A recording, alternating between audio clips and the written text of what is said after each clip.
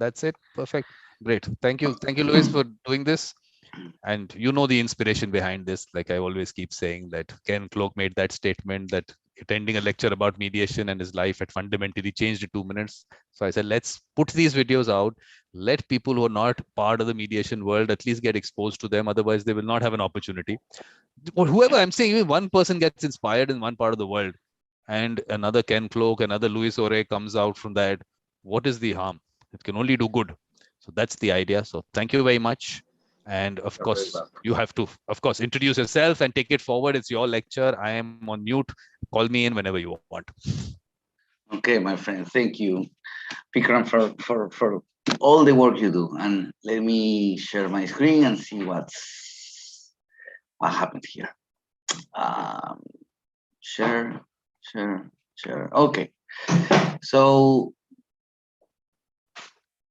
so my dear Vikram said, okay, let's do this inspirational talk and see if can trigger some minds, brains, or spirits or souls to do a meaningful work. And I will share a little bit about my work and how mediators can engage multiple interests and work towards sustainable development, dealing with conflicts and natural resources. So just to give you a little introduction about myself, I'm a former Deputy Secretary of Conflict Management with the Prime Minister Office in Peru.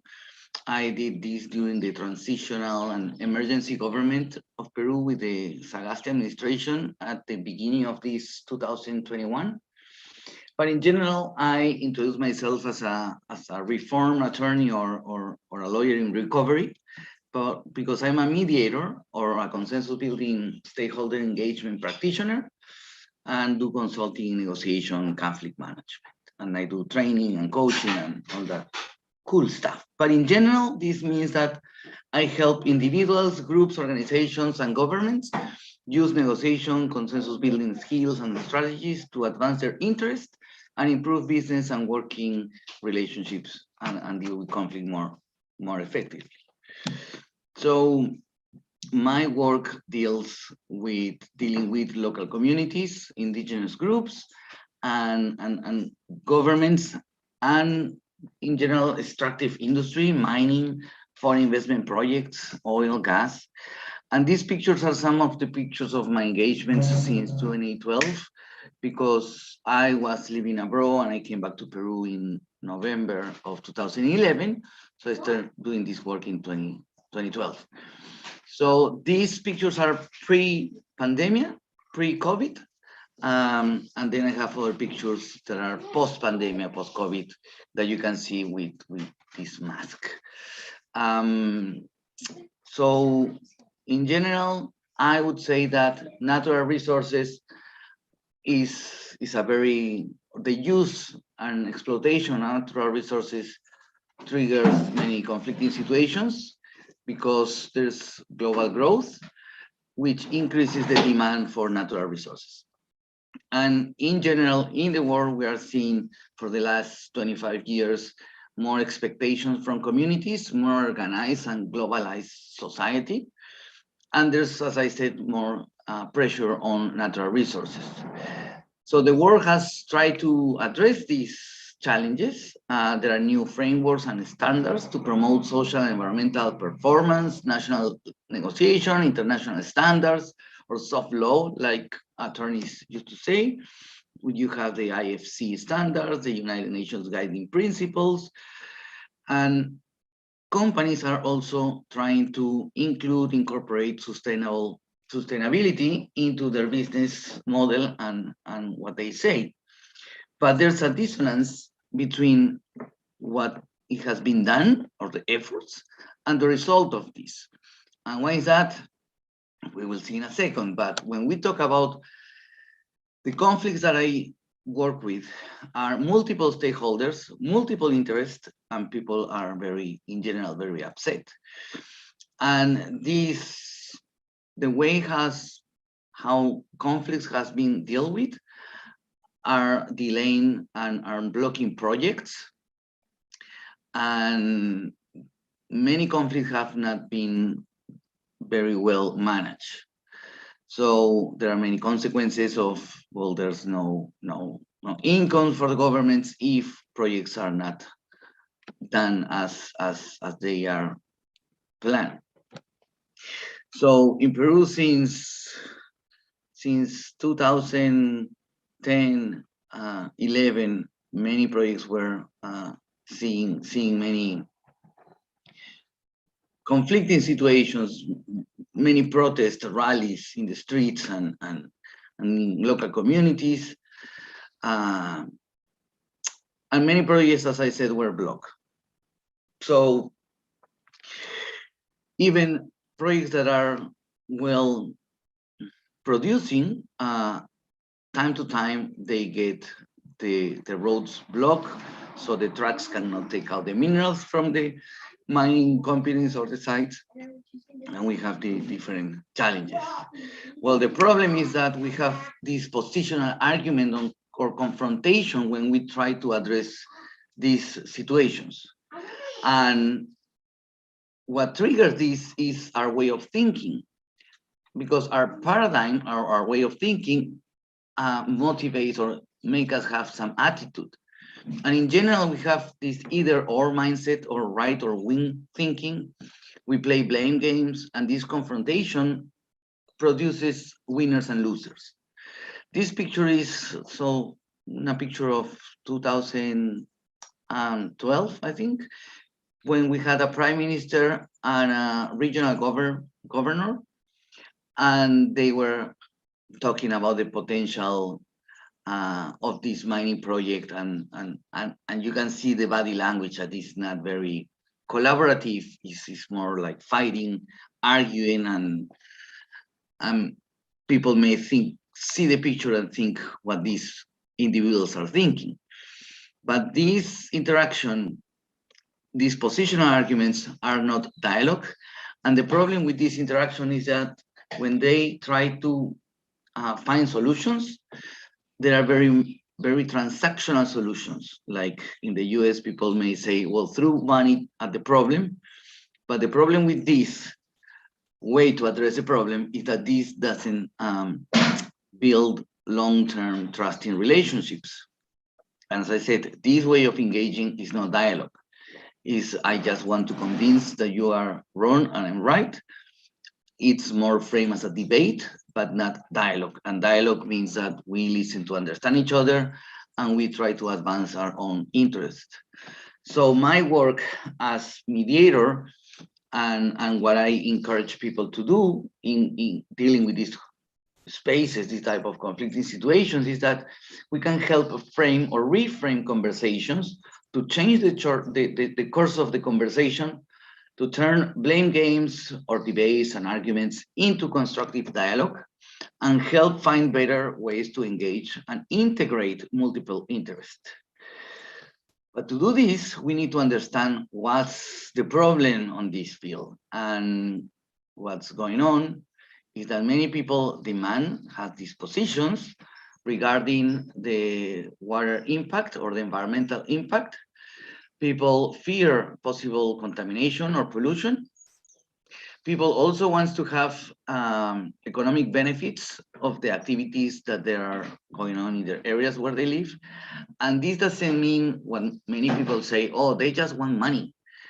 Well, communities, yeah, like everybody wants money. Everybody wants a bigger salary. But this also deals with a sense of belonging or affiliation, and people don't want to feel excluded or left out. So it's not just about money, it's also about an emotional need or interest. And people want to participate in decision-making process, in decisions that will affect them. And they say they don't listen to us. And this has to do with a sense of autonomy or freedom, that the decisions that are going to be made don't be imposed on others. This is kind of from the outside to see the motivations or the causes of conflict, but there's also some rational or analytical rationale for this current situation or the current challenge, which is this: there's a historical distrust. There's a lack of credible information for everyone. And we have many actors or multiple parties with no clear representation. And also there are lack of spaces and capacities for constructive dialogue. And what we are seeing in many political or many parts of the world and also in political spectrum, we have polarized interests and priorities.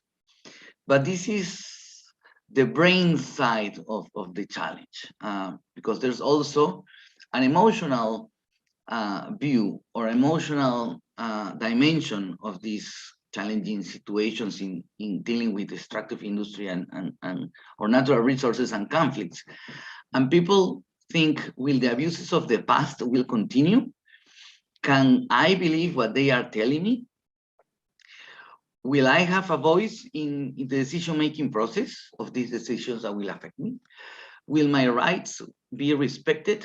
And do they really understand my concerns, needs, hopes, aspirations, fears? So in order to have a constructive dialogue, it's key to have some beliefs or have a clear sense that not everyone is going to be extremely happy at the end. Like nobody's going to get everything, absolutely everything that they want, but you need to be certain that at the end of the process, you have to be better than you were before engaging in this process. So there's no perfect solution, but you can be better than what you are right now, or before the conflict, or before this foreign investment arrived to your community.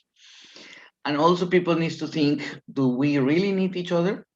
So can we do things better together than by ourselves? For instance, a local community may think, well, I can't wait forever that the government come here and provide the services that they want to, they have to provide. Or there's a possibility or a potential to get better results even from the government if this company come here to do some work in my area. So parties need to realize that they could do better together than by themselves. And also it's important to know there are some, as some say, you have ancestral knowledge, and then you have the Occidental science university type of knowledge. And people that are in the areas where investment projects wants to happen, they absolutely know better the location, the traditions, how the weather works, and etc., than other people that come in. So it's important to learn or to realize that not everybody now knows everything, and you can build information together or create or generate information that is credible for everybody. And I have a colleague that it's called, his name is Mary Hoven, and he talks about the arc. It's not Noah's Ark, as I say, and that's a picture of a real size Noah's Ark in Kentucky in the US. But Merrick Ark talks about the dignity in dialogue. And he says that for people to gain perspective, recognize the humanity of the other, and make people want to listen, you need to have these kind of 4 key elements or key conditions, and which are acknowledgement, agency, reciprocity, and clarity. And acknowledgement means that do people really feel understood, recognized, and heard? Do they really feel acknowledged in their concerns? And then agencies, do they have the capacity to meaningful influence and control the process? So can they influence the process that is going to lead to a result, this dialogue process? And reciprocity, which means that are they contributing and building together the engagement? And clarity, do they have a real sense of clarity about the process itself? Do they know what's coming next? Do we know how's the process? How is the process working? What's the role? And how can we shape the right expectations for the process? There's a link. This PowerPoint will be available for whoever want it. but here's a link for that presentation. So as mediators, our role is to reshape a new paradigm or help people think in a different way, to have better interactions and to use better processes. And this, I like this picture very much because in the Harvard negotiation project, they explained that if you want to, you get the results based on the way you think. And if we define our goals, how we define our goals drive our results. So in order to have different results, we need to change or modify our behaviors. But to change or modify our behaviors, we need to change our thinking or our way of thinking or our mindset or our assumptions or our paradigm, as I mentioned. So a different way of thinking, which will go through this process of dialogue, conflict management between mining, oil, gas, and in general infrastructure projects and dealing with local communities. A useful way of thinking is this one: generating mutual gains between a company and the people affected by its activity or the business is not only possible, but is essential to build a long-term trusting relations. And this way of thinking has like 4 basic principles that will guide the decisions and interactions in the process. And it says that we need to engage all the parties in the solution. So we need to seek active participation. It's a joint problem-solving process. It's not that I'm going to give solutions to the other one or I'm going to do it for them. We need to do it together. So we need to build the solutions together. And we need to focus on what is really important. Beyond those positions and demands, we need to think or have a deeper conversation on what's important for everybody, what they really care about, what their fears, their aspirations, their hopes. And we need to create options that generate mutual gains. And this means we need to be creative, we need to think together in order to satisfy or to address the most of the interest on the table. And then we need to act in a way that build trust and relationships. And I always talk about trust dealing with respect with double T, because I think that one T of respect is treatment. Treat me as equal partner to address the solution. Treat me as a human being. And the other T of respect is transparency. Don't lie to me, like walk the talk. Do what you tell me what you are going to do, and do what you said you were going to do. So just to the basics for everybody, every mediator knows what's the difference between position and interest, but basically positions are what we demand, is in response to what do you want, and interest is everything that is motivating this position, are all the needs, aspirations, concerns, hopes, wishes, desires, fears, and everything that make us have a position. And in general, respond to the question of what for? What do you want that for? Yeah, so it's what we really want. Now, the first challenge to implement this kind of new paradigm, new way of thinking, or thinking about how we can create mutual gains or share value, some people may say, is moving from these positions to interest. How we can get a new course of action of our conversation. And we need to think not only in our interests, our own concerns, worries, hopes, aspirations, but we need to also think about the interests of the other person, or the other community, or the other stakeholders.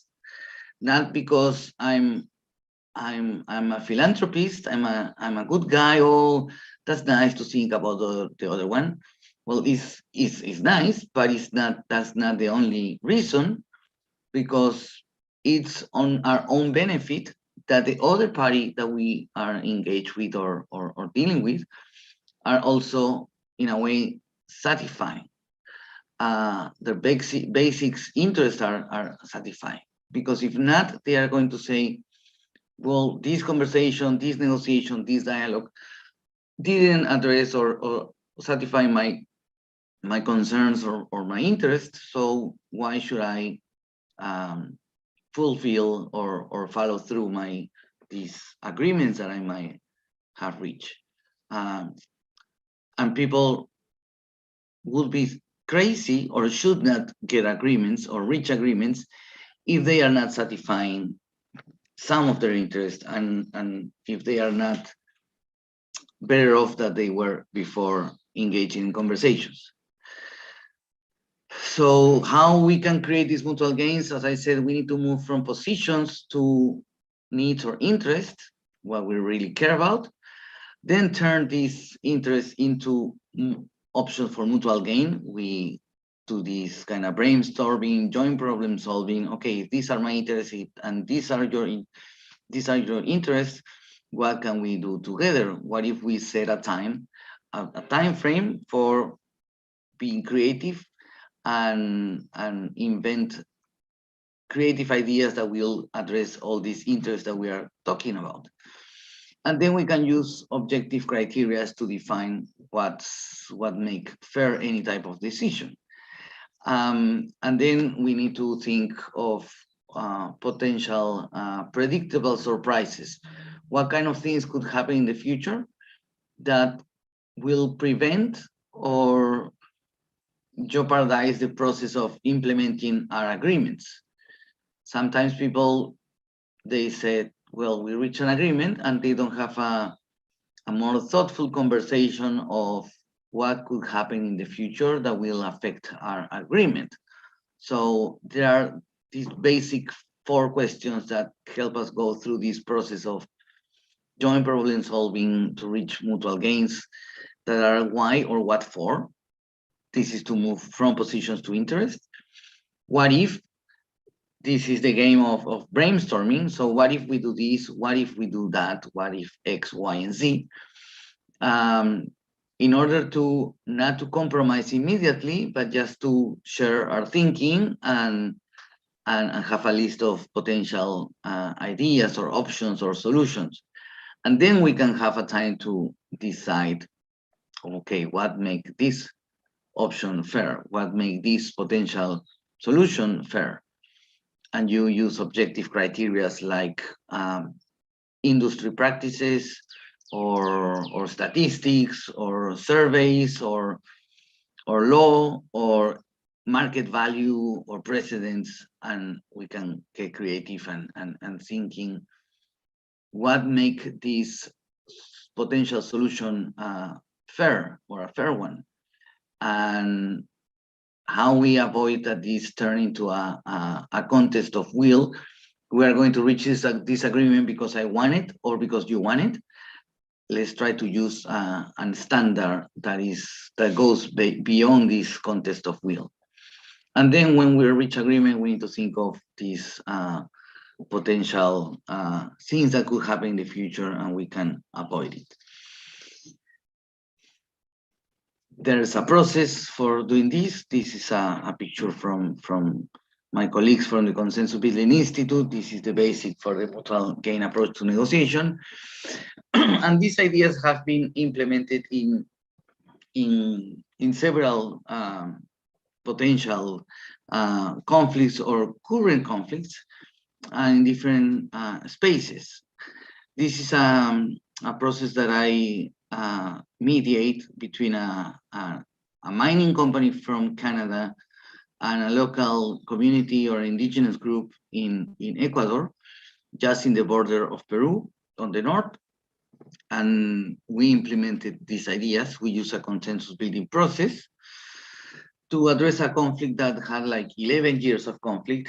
And we start this doing this stakeholder assessment to understand the interest, needs, concerns, potential options, and how we can move forward.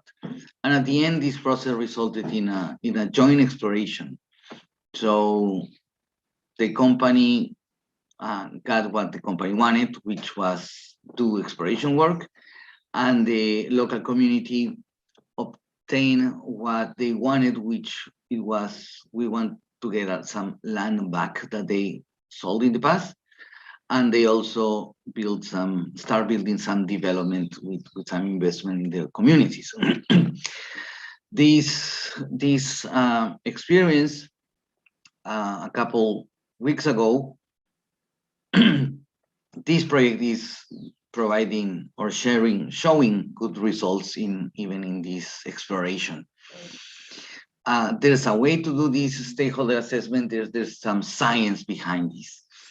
And there's another process that we use called joint fact finding, which we use this in some of the principles of this process in this water dispute in the south of Peru, in which a mining company wanted to do some expansion of their mining project. And the local communities were saying, well, you're going to take all the water for your new project, or from the expansion of your project, and you are going to jeopardize all our work as farmers. So we use a joint fact-finding process, the principle for this joint fact-finding process, to do this water study. And during this dialogue process to address this conflicting situation, like $3 million were decided to, well, first, like $50 million were agreed to use for building water infrastructure, dams, channels, and infrastructure for improving the uses of water. But to invest all this important kind of money, they said we need to do some water resource study, these water studies, to define how much water we have, what's the quality of the water we have, and how we can use the water. I mean, how can we manage the water in a better way to try to address all the concerns or needs we have? So they decided to do this water study we kind of, at that time, was $3 million. And what they did in the dialogue table, the government, the local community, and the mayor of the city and the company, they agreed to define the terms of reference for these water studies. And then they jointly decide who was going to be the company that was going to work on this water study, a consulting firm. But also they decided that they wanted to have this supervising firm that supervised the good work that the consulting firm was going to do, carrying out the water study. And after a year and a half of this work, you obtain a result of this study, and then they develop an hydraulic plan and the basis management plan. So, and 2 years later, the government approved this water study and the basic management plan. And the important thing of this process is that they use a scientific component and a social component. So the key in this process was that this joint fact-finding process, which is a participatory process to produce credible information. And it was very engaging with the communities. For this type of process, it's not that you wake up and say, oh, let's do it this way. You have some process to do this kind of work. So in general, this consensus building process, with the help of a mediator, starts with an assessment of the situation and stakeholder assessment. That's what I was sharing about this Warinza project, the Ecuador and Canadian mining project. The mediator will assess, interview, have focus groups, and understand better the situation and see the possibility of a dialogue or the potential of success of a dialogue process. With the result of these interviews and this work prior any dialogue, they design together the dialogue process. And they say, if you respond positively all these questions, do we have all the parties that we need to engage? Do we have the information we need? And several other questions. You can decide if you, or if it's positive, continue with the dialogue process. And in the design of this process, you need to include, like, obviously ground rules, how we're going to make decisions, a work plan, what's the purpose of this process, the goals, and what are we going to do with the result of this process. So this is to start the process. First, you design the process, and then you engage in this joint fact-finding process to identify or to clarify facts and issues. Because as I said earlier, we don't know everything, and there might be some information that the other party knows and the other party don't know. So how we can build credible information, or information that is credible for everybody. And after having this information, we can engage in this seeking joint gains or mutual gains with this mutual gains approach that I was sharing. And then once we reach an agreement, we think about these potential predictable surprises, and we define ways to implement in a better way these agreements. We can do joint monitoring. We can design dispute resolution mechanisms into these agreements, and do things as simple as, maybe we need to get together once a month to see how the implementation of our agreement is going. These processes are not also used for resolving conflicts. They are also used for development or addressing current situations. For instance, this was designed for a local government in district of La Encañada in Cajamarca, in a very in a north area of Peru, and we helped the city, the mayor of the city, to design a process to have a comprehensive sustainable development model, which will include social, environmental, political, and economic viability. So how we can make a development model for looking for sustainable development in the community. And this went through the idea of, let's do this stakeholder assessment or a needs assessment, then we do this joint fact-finding, and then we engage in a negotiation, dialogue, or consensus building process. So this was the design of the process, and the only thing that was done was the needs assessment, that was the identifying the problems. And then the intention was to do the joint fact-finding, engaging experts to address or to tell us what are the best ways to address these needs, and then have these engaging conversations between public agencies and private companies to see who can do what in order to kind of distribute the roles for how we want to move forward to build development in this community. At the end, there were changes in the political leadership, and this it was not fully implemented, but still there. So as I said, we need to change the paradigm to change our attitude. This is another picture with another prime minister, with a leader of a community.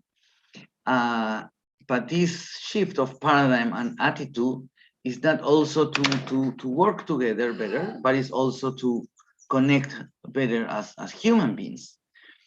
And why is it important? Because we all are humans and we have these needs or interests to feel understood, appreciated, respected, and have this sense of belonging or affiliation. And we don't want to feel excluded, and a sense of autonomy because we don't want decisions to be imposed on us.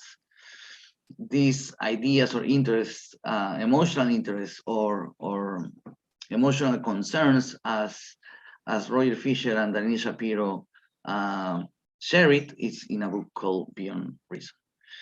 And as this friend says, our brains make these huge gaps between humans or people. And the only way to cross or bridge those gaps is when the brain and the heart hold hands and cross these gaps together. And I like this quote from Peter Drucker, that is the father of the modern management. And it says that the culture eats strategy for breakfast, which in my world, that means that it's useless to have the right tools and processes or the strategies if we have the wrong paradigm or the wrong culture. So we need to think about mutual gains and better engagement. And let me finish saying that I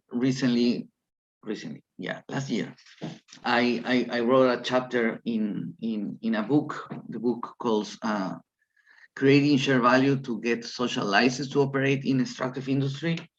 And I was invited by the author, Cesar Sáenz, a colleague of mine here in Peru, to share some of these ideas, and I integrated in this chapter that I call it the extractive game triangle model, and we can change the mining game for development, and this deals with this change of paradigms, processes, procedures, and so on. So if you want a copy of this, you can send me an email.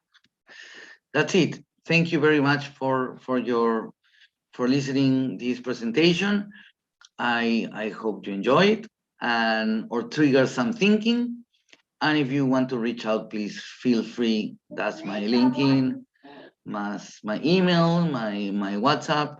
So happy to share more information, more resources. And if I inspire at least one person during this presentation, that will be really fulfilling for me. You'll inspire a lot of people, Luis. You'll inspire a lot of people, but we also have to give them a little bit about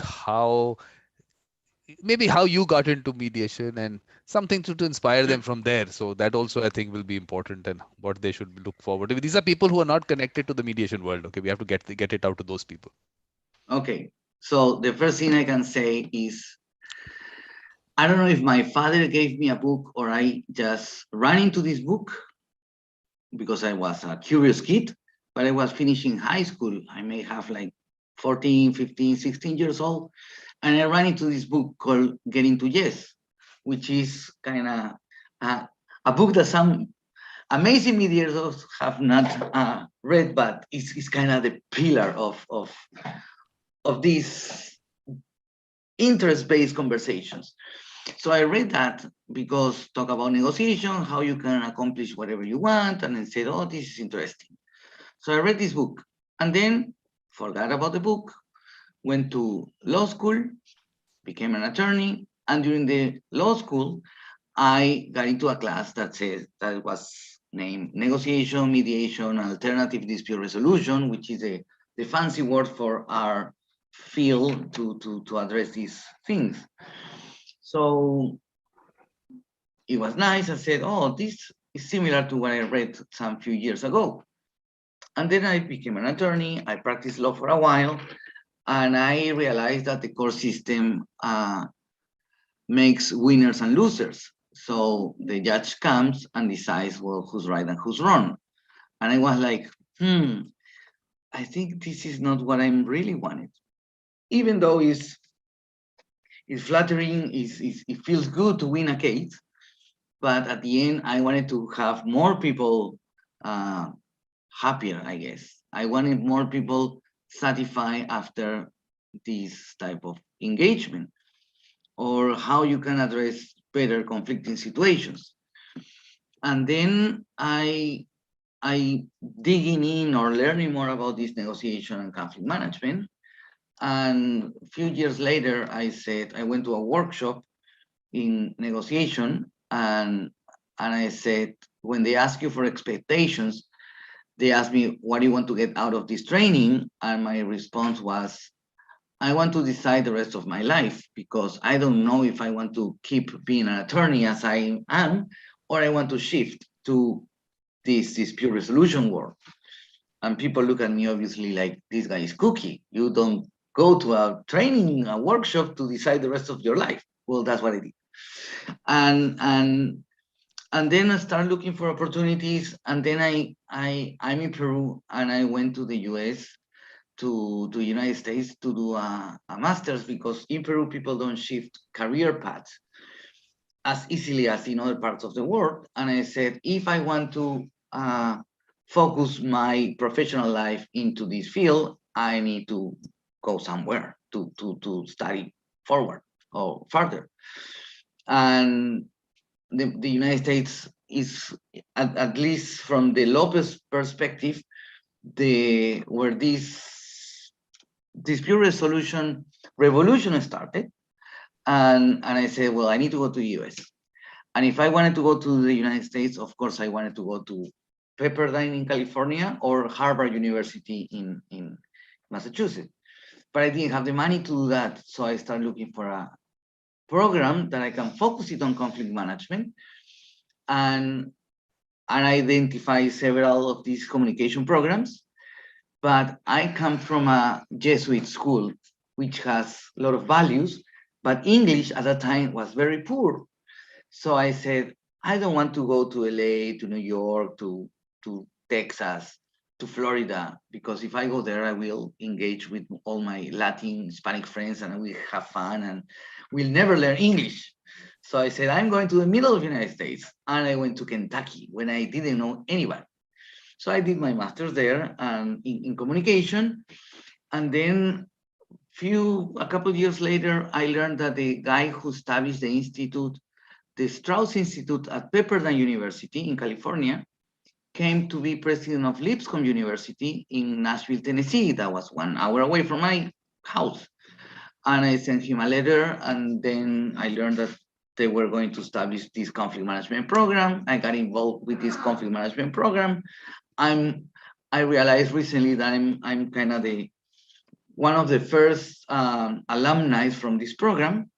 And then during that process, as an attorney, I couldn't get rid of this bug in my head saying, well, you need to go to the Harvard at some point of time, right? So I went to Harvard Law School to do a little training in negotiation pedagogy, and I met all these guys that I read all my life. And then things start moving forward. I got involved with organizations as the Association for Conflict Resolution. I became the chair of the international section. And then in 2011, I was asked in Peru, I was called by a Peruvian agency saying, hey, can you come and give us a 2-day training? And I came to Peru for 2 days. And so far I'm staying for 11 years. That's good. That's really good. So you're giving back to Peru. That's all. That's important. So basically, if now in terms of getting inspired, that means anything, a lecture, whatever way someone gets exposed, they can get inspired. So that's something we need to put out. So right. I think that's good. So now what I will do is let me just quickly go through the November, what happened in December, what's happening on my events, so that at least it's out there. Take 2 minutes. I won't take too much of your time. And then we move to the Spanish one, which is also very important. Very important. I like to now I've started putting this out only because, let me tell you, Luis, that everything is decided by LinkedIn and Facebook as to what they're going to show you. which I think is a big problem. So I think now let's start putting it out there so that people know, and they can go to the YouTube channel and they can subscribe that. So this was the symposium which Rafael from Mexico calls the Woodstock of mediation, and I've picked up that. I really like that. And Luis, I'm sure you also like that terminology. And of course, you know Rafa, so you would also be able to understand where he comes from. So this is what all the sessions are there on the YouTube channel. Details of the speakers are available on mediatorvikram.com. This is a new series, Mediator Experiences. People who talk about their memorable experiences in the mediation world, not necessarily in a mediation. So this is now, it started with the JAMS fellows, the Weinstein JAMS International Fellows. Now it's going to be that for some time, up till I cover maybe all of them or most of them. And then, so this is the first. Adi is in Romania, Tatlim in Singapore, Judge Shamak in Croatia, Migle is in Lithuania, Katarzyna in Poland, Ivana in Serbia, Gide in Ethiopia, Gabriela Brazil. Then we have Derek in Scotland, Dimitra in Greece. Then we had this mediation bill which has come out, Luis, which is a big issue. I mean, this is destroying mediation 101. This is what the bill should be called. So we had a discussion on that, a workshop on that. Then this is the lecture series, the inspiration behind the lecture series, and that the Evolution of Mediator Part 1 is also available on the channel. You must watch that. Then we had lecture in November by Michael Lang. Then in Conversations with a Beautiful Mind, lecture again. Part 1 has happened. Part 2 has to happen this month sometime, because he'll become a grandfather this month. So he had to go there, and his wife had an accident. So he had to go for some surgery there in London. Then there's another lecture. This is again a new series called Mediator Reflects. Michael Lang is into reflective practice. So we started the series. First time he had his reflective practice groups. He has these groups all over the world, who discuss their experiences with mediation. So this was the first time they were doing it on you. It's recorded and it's lying on YouTube. First thing. So now he's got used to this. I'm seeing he's doing a number of them now. So it started a process with him. So this is that's that book that he has written, Reflective Practice and Conflict Resolution. So this is a discount. You can get a discount on that book. Then this is Kathy is in Canada again. Interesting series. Then Rafael, I've put it down, Luis. Santana. Don't tell him that his name has changed to Santana. This is only for he's the Carlos Santana of the Woodstock of mediation. He's also in Spanish also. And then this is another in Conversation with a Beautiful Mind. This is the last day of the month. This happens, celebrating the birthdays of mediators, and you must come in. The people who come in who only speak Spanish, which becomes a little bit of an issue with me. You must come there. So this is December. Habi is in Colombia. You know Habi. He says he's seen your session. Then this is another. This is Russia. She's wanting to do some nice work in her small town called Bernal, then developing mediation there. Patricio in Chile. I don't know whether you know Patricio, Luis. I don't know. He's a very, very interesting, very nice person there. And this is you in Spanish. I don't have your English one. Anna is coming in on Saturday. And then the lecture. This is the part 1 of this happened in November. This is part 2 of their series. Ivan is also doing a lot of work in Peru on Pro Dialogo. And this is 16th. You have to keep your time, Luis. This is going to be an interesting announcement on some things that I want to do. So please, I'll send you. I'll send you the details. This Evolution of Mediator comes in. With Jonathan's been quite a lot of discussions. Then another lecture, and then last day of the month. That's it. I don't know how much time I took, but you have to give me this much time. Okay, Luis. Oh, that's great. That's great. I will make a couple comments of the first picture you shared was the Constant Adi Gabrila, and he's from Romania, and he's also a friend of mine. When I was chair of the international section, we gave him this award of leadership in the field of dispute resolution. So you may ask him about that. It's I don't know. I guess you know, but